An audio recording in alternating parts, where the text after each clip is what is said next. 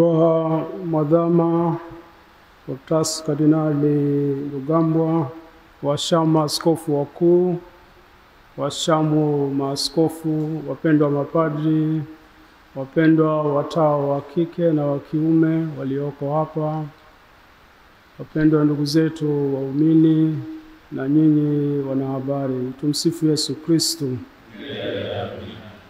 Ifuatayo ni tafakari ya Baraza la Maaskofu Katoliki Tanzania TEC juu ya yaliyotokea siku na baada ya uchaguzi 2025.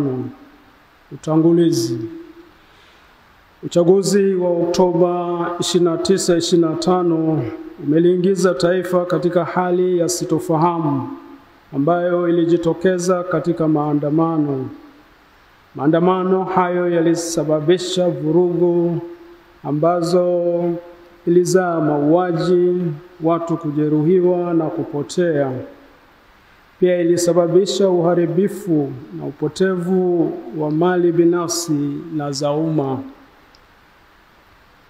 Hali hii imewaumiza na kusononesha sana jamii ya Watanzania na kujeruhika kwingi kulikotokana na kugusa uhai wa wanadamu.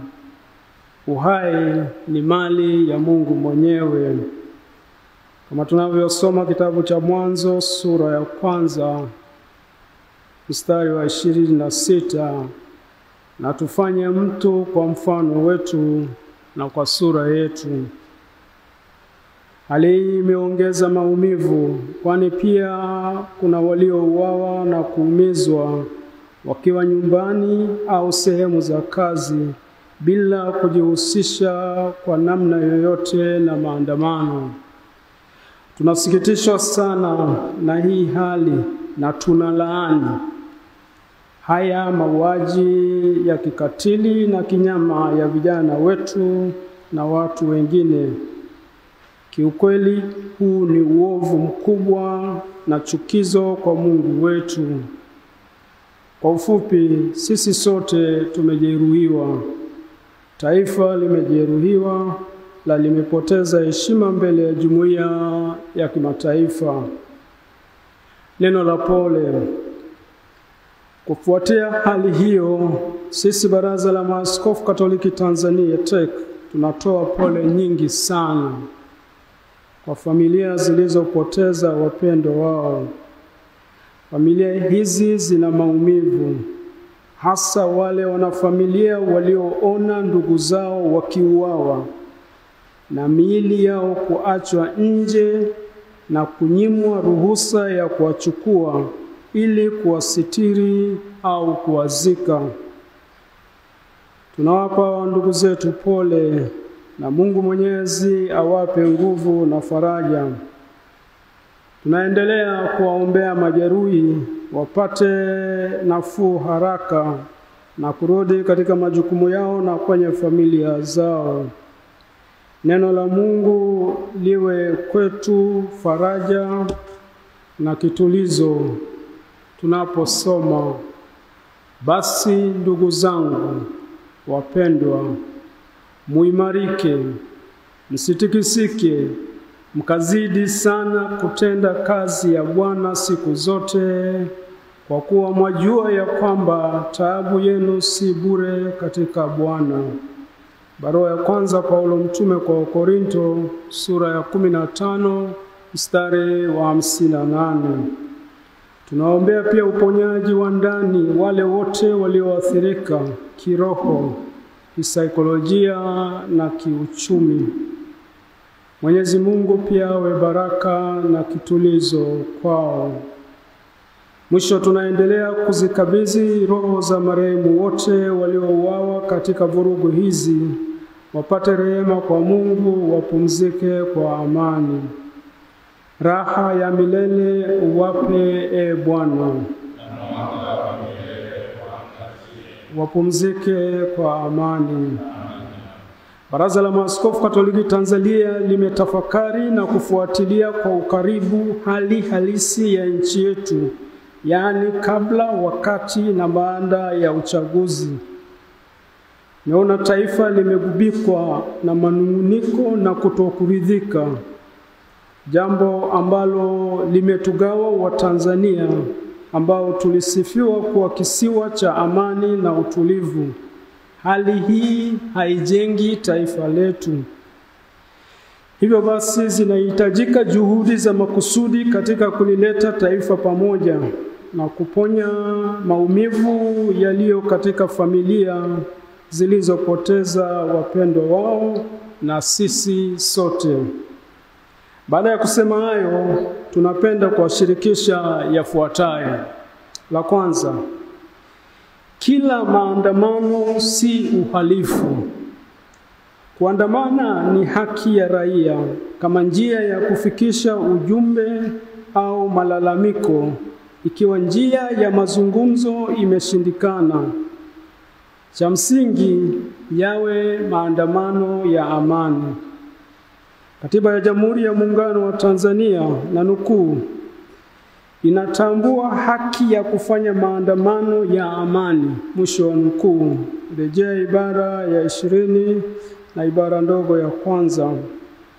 Inasikitisha kuona kwa waandamanaji waliojitokeza siku ya uchaguzi wote waliwekwa katika mwavuli wa uhalifu. Adhabu ya mwandamanaji sio kuuawa. Katika tafakari yetu tunafikiri kati ya mengine mengi mambo yafuatayo yalisababisha maandamano. Kwanza, usalama. Kumekuwepo na matukio ya waziwazi ya mauaji, utekaji, kupigwa na kuumizwa kwa raia bila kuwepo na nia thabiti ya kukomesha maovu hayo, ambayo ni kinyume na Katiba ya Jamhuri ya Muungano wa Tanzania ibara ya 14.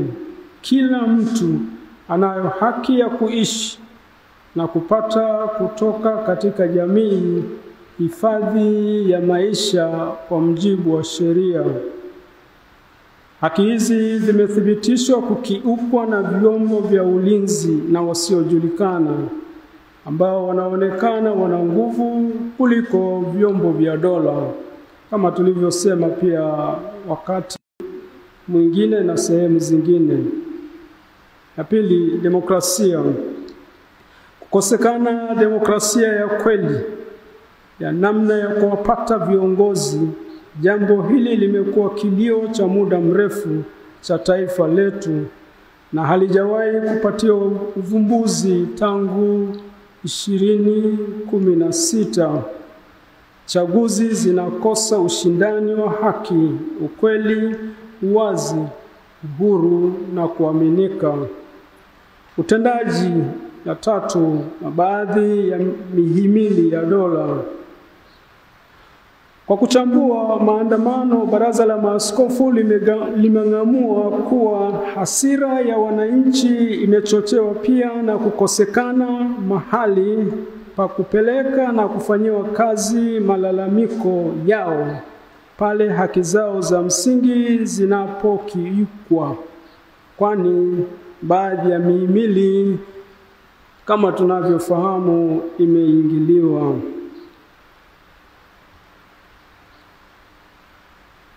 Matumizi ya nguvu kupita kiasi.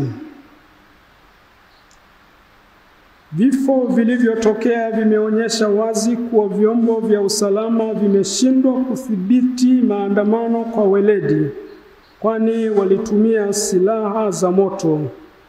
Hii ni kinyume cha utaratibu msingi wa Baraza la Umoja wa Mataifa katika kutumia nguvu na silaha za moto ya mwaka 1990 ambazo zinashauri kwamba silaha za moto zitumike tu kama hakuna njia mbadala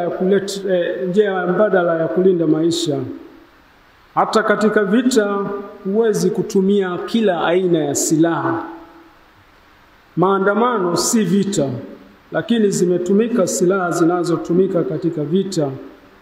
Askari waliua ndugu zetu wasio na silaha holela na kwa ukatili mkubwa kama wanyama. Kitu kinachotufanya tujiulize, Binadamu mwenye akili timamu anawezaje kufanya vitendo kama hivyo? Huduma za kitabibu. Kuwakatalia majeruhi haki ya kupata matibabu ni jambo ovu, kwani linakiuka haki ya kupata huduma za kitabibu na pia ni kinyume na maadili ya sayansi ya tiba. Lengo la tiba ni kutunza uhai, ambayo ni zawadi kutoka kwa Mungu na ni haki za kila binadamu. Miili ya waliopoteza maisha. Imethibitika kuwa baadhi ya waliopoteza maisha miili yao haijapatikana. Inasikitisha ya kuwa baadhi ya watu walipotaka kuwazika wapendwa wao hawakuikuta miili hiyo. Tunaomba kama wadau wengine walivyokushaomba kuwa ni hekima na busara kuwapatia wanafamilia miili ya wapendwa wao, wakaipumzishe au kuisitiri kwa heshima kadiri ya imani ya dini, mila, desturi na tamaduni zao. Imani yetu inatufundisha kuwa kuna maisha baada ya kifo na kifo si mwisho. Maana parapanda italia, wafu watafufuliwa, wasiwe na uharibifu, nasi tutabadilika. Barua ya kwanza ya Paulo mtume kwa Wakorinto, sura ya 15 mstari wa 52. Nini kifanyike ili kuponya taifa letu? Taifa letu limeumizwa na ni hatari, linaweza kugawanyika zaidi. Sisi Baraza la Maaskofu Katoliki Tanzania tunashauri wale wote wenye dhamana ya kutuongoza wazingatie mambo yafuatayo ili kuepusha vurugu na mauaji yasitokee tena. La kwanza, viongozi wenye dhamana. Mamlaka zinazohusika ziendelee kulaani mauaji yaliyofanyika na kukiri ukweli kuwa hawa waliouawa ni ndugu zetu. Jitihada za makusudi zifanyike ili haki na ukweli itawale tena katika taifa letu. Mwenyezi Mungu anatoa onyo kali kwa watawala wasiotenda haki. Wafalme wakitenda yasiyo haki ni chukizo, maana kiti cha enzi huthibitika kwa haki. Mithali sura ya 16 mstari wa 12. Mwanzo wa uponyaji wa taifa letu unahitaji kukubali na kukiri makosa. Namba 2, kuwajibika. Wakuu wa vyombo vya ulinzi na usalama wote waliohusika na mauaji wawajibiki au kuwajibishwa na mamlaka zao za uteuzi. Hasira ya wananchi ipo katika kuona hakuna anayewajibika kwa matendo maovu waliofanyiwa raia. Bwana Yesu anatufundisha, nayo hiyo kweli itawale uhuru. Yohana sura ya 8 mstari wa 32. Namba 3, uchunguzi.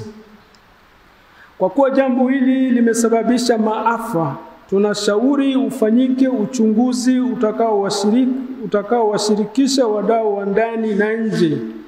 Wadau tunaowapendekeza watoke kwenye tume huru isiyofungamana na upande wowote, kama jumuiya na taasisi za kimataifa, taasisi za dini, asasi za kiraia na wataalamu wa haki na mambo ya kidemokrasia. Na serikali yetu iwe tayari kupokea na kufanyia kazi ripoti watakayotoa. Hii inaweza kuwa moja hatua muhimu ya kuponya taifa letu. Namba 4, maisha ya uadilifu na uwazi ya viongozi. Tunahimiza viongozi wenye dhamana ya kutuongoza waishi maisha ya uadilifu, uwazi, ukweli na uwajibikaji ili kujenga misingi ya kuaminiana. Namba 5, waliokamatwa. Wale wote waliokamatwa kwa hila kabla, wakati wa uchaguzi, hata baada, na kuwekwa mahabusu au pasipojulikana, waachiwe huru na bila ya masharti yoyote. Namba 6, katiba mpya na utawala wa sheria. Katiba mpya na utawala wa sheria vimekuwa kilio cha muda mrefu hapa nchini. Mchakato wa katiba mpya yenye kujali utu, usawa, haki, ukweli kwa wote uanze kwa kushirikisha wadau wote, ili tusirudi tena katika machafuko na nchi iongozwe katika misingi ya utawala wa sheria. Kusikiliza wananchi. Siku zote ni vizuri kuwasikiliza na kujali matashi mazuri ya wananchi. Watu wasiposikilizwa watazungumza kwa namna wanayojua wao. Namba 8 na mwisho, sala. Tunatoa mwaliko kwa wananchi wote wa taifa la Tanzania kuendelea kusali na kuyaweka haya yote mikononi mwa Mungu. Tuendelee kusali ili kuiombea haki, ukweli, amani na uponyaji, ili nchi yetu iendelee kukua tubaki kuwa wamoja. Waliofiwa wapate tulizo, walioumizwa wapone na kurudi katika maisha ya kawaida na kwa ndugu zao. Nasi tuombe ili kujenga umoja wa kitaifa kama Yesu anavyotukumbusha, ili wawe na umoja kama sisi tulivyo wamoja. Yohane sura ya 17 mstari wa 22. Hitimisho. Tukumbuke kwamba risasi hazikuwahi kunyamazisha watu, kwani vifo huhamasisha vifo zaidi. Wenye dhamana ya kutuongoza watumie hekima na kutafuta muda wa kusikiliza, ili tuwe na mwanzo mpya. Raia wawe na uhakika wa uhai na usalama wao, ili kurejesha sura nzuri ya nchi yetu. Tunazidi kuwaombea majeruhi na wagonjwa wapone, na marehemu wapate tuzo la milele. Raha ya milele uwape, Bwana. Wapumzike kwa amani.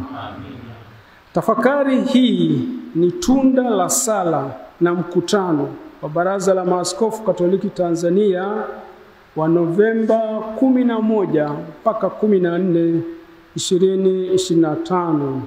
Mungu ibariki Tanzania. Mungu atubariki sote. Amina. Bikira Maria, mkingi wa dhambi ya asili na mlinzi wa taifa letu. Ni sisi maaskofu wenu Kurasini, Dar es Salaam, Novemba 15, 2025. Asanteni.